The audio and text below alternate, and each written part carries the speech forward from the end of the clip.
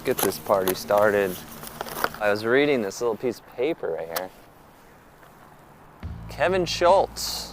I'm gonna do this, the hard part. I'm gonna take it out of the cardboard. You'll thank me later. The board will show up, ready to go, and you can go and do what you do. Thank you to our friends at A New Earth for the awesome packaging. Stuff's super cool. Significant reduction in waste. Oh, that was easy.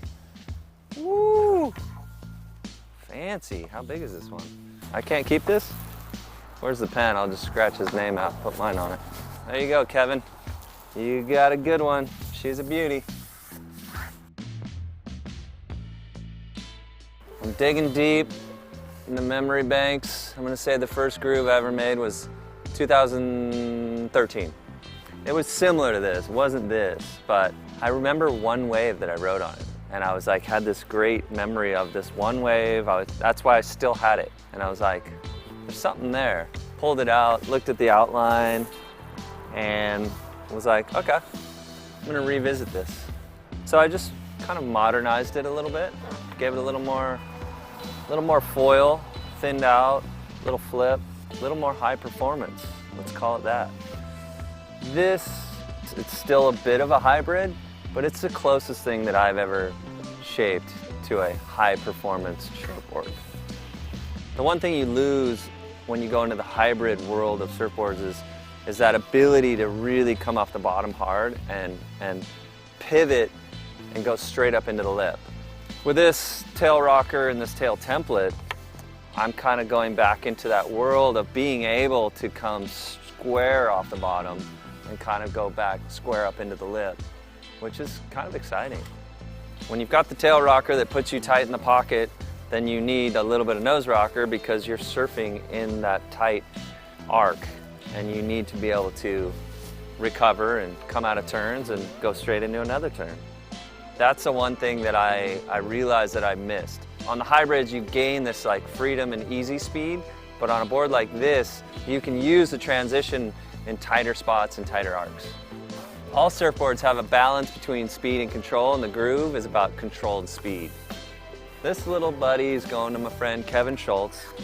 Excited to see him get a few sessions on it and fly around as he does. Another friend of mine helping me develop this board is a kid named Nick Marshall. It's been fun to watch him take the groove and push it like so far in another realm of surfing that I don't even understand. One of the most interesting things for me is that I make a lot of surfboards for myself, but I think the true validation comes when I give one of my boards to someone else and I watch him surf and I go, wow, he's going fast, he's knifing turns, he's flying through the air, and they come in and go, yeah, put a stamp of approval on it. When all that happens in front of my eyes, I'm like, ah, okay, thank you. This board, I was convinced I will never ride it as a quad. I was like, no chance. It's a thruster. It's got a nice little squash tail in my head. It's like, that's what I know. Until I just decided to throw the little quads in there one day. Now I'm kind of digging it. I am hooked on the quad setup. That's these guys right here. Boom. But who knows? Next week, quads might be out. I might be straight thruster. You got options. We need options in life. That's why package deal, 5-fin setup.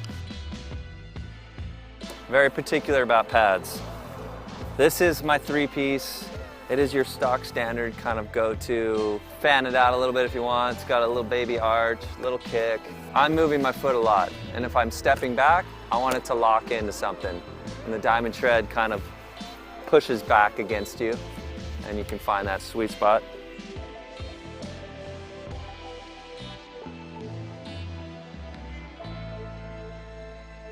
That's the groove. Says it right there.